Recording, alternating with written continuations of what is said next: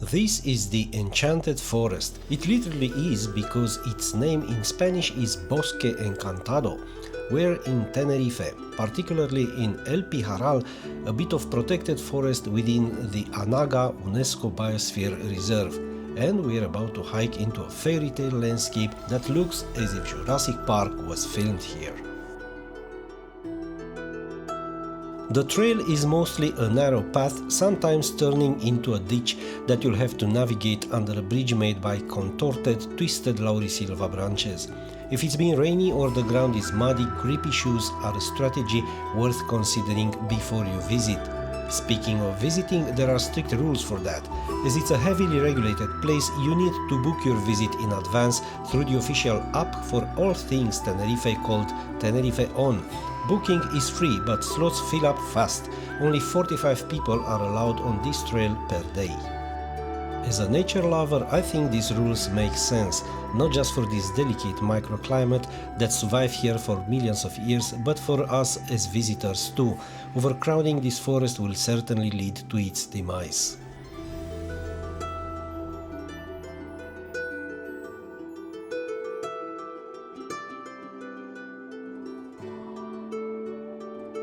I would rate this trail as easy. My Garmin clocked 6.7 kilometers with 268 meters of positive elevation gain. The nature here is so spectacular that you'll forget about the effort. It's not technical, everyone can do it, including children. Like every enchanted forest in every book, this one is full of moss and lichens hanging from trunks and branches. It's a festival of green plush in every direction. They capture water directly from the mist, exactly like they did several million years ago. These ferns are the ones that gave this place its name. They're called Pijaral, chain ferns, and they can grow up to 2 or even 3 meters tall.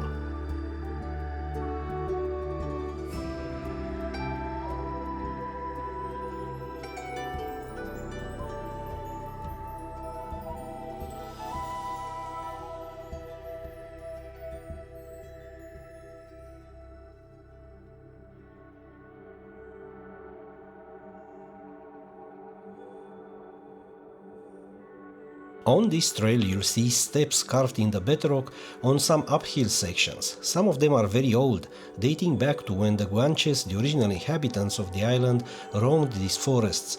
2000 years before we booked our online reservation, these steps were walked by barefoot warriors and goat shepherds who communicated across valleys by whistling.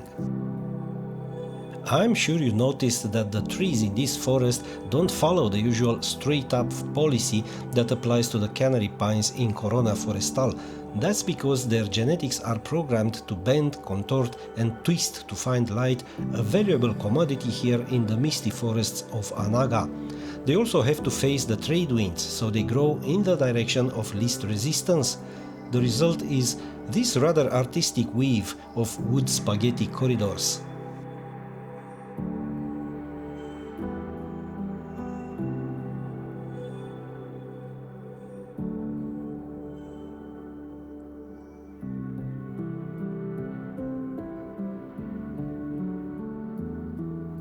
Most of these trees are laurisilva or laurel trees, a living fossil that covered most of Europe from Portugal to the Balkans 20 million years ago. The Ice Age wiped out almost all of them except for this last stronghold in the Macaronesian archipelago, the Azores, Madeira and the Canary Islands. If there's a dinosaur around the corner, I wouldn't be surprised.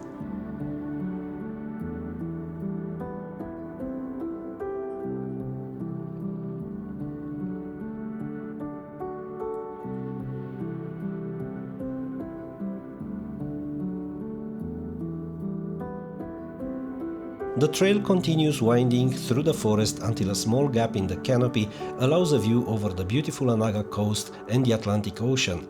I can't help but wonder what the Guanche man thought when he first saw the Spanish ships arriving in the 15th century. Maybe they come in peace? Spoiler, they didn't.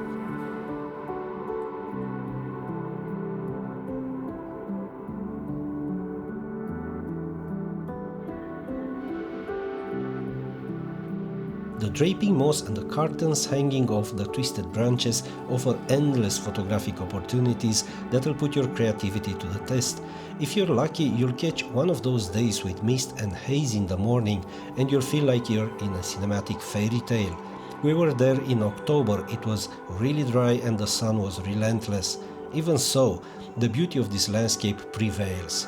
We also hiked this trail in late May and everything was wet, hazy and beautiful.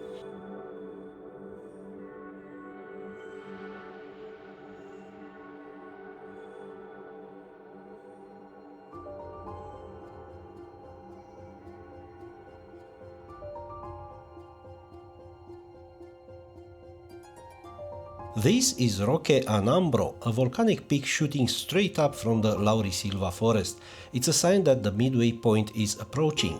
Since I've mentioned Laurisilva several times already, you may have noticed the leaves look a bit like bay leaves, and yes, they're related. However, these don't have culinary value, so adding them to a recipe will only improve your chances of a massive find. And after a short descent, we arrive at Mirador Cabezo de Tejo, a viewpoint where you'll be rewarded with a panoramic view over the coast of Anaga and perhaps one of your hypothetical sandwiches. If you unpack food here though, you will literally be assaulted by the blue chaffinch, a species endemic to the Canary Islands.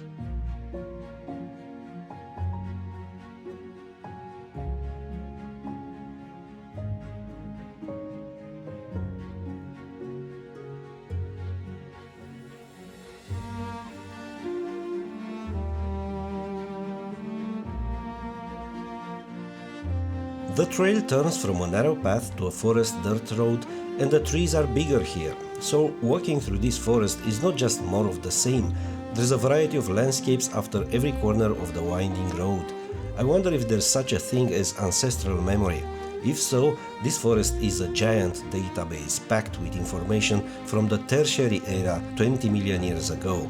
Sometimes nature accidentally preserves a pocket of microclimate that remains unchanged for millions of years.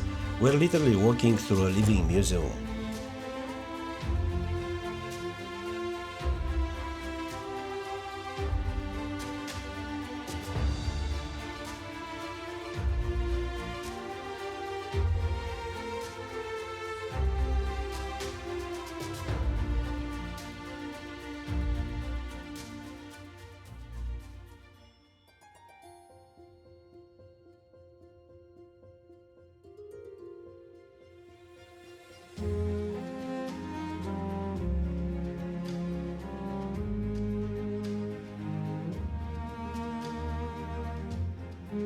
As we admire the tall, thin, moss-covered trees shooting straight up from the carpet of Pijaral ferns, the trail turns to the right and we find ourselves again in the beautiful chaos of twisted branches on a trail that's more like a ditch, carved by eons of use and erosion.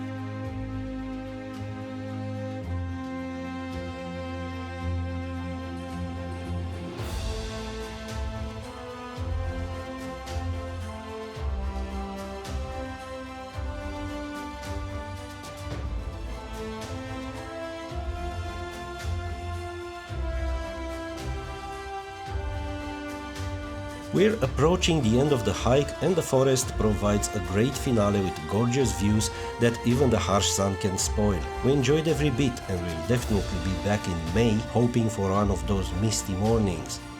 And suddenly the fairy tale ends with a view of the parking lot where we started, but this time completely full. We hope you liked this video, and if so, please click like, subscribe and hit the bell icon so you'll be notified when the next video drops, which is next week, when we tackle an absolute mammoth of a trail, the best one in Anaga. See you then!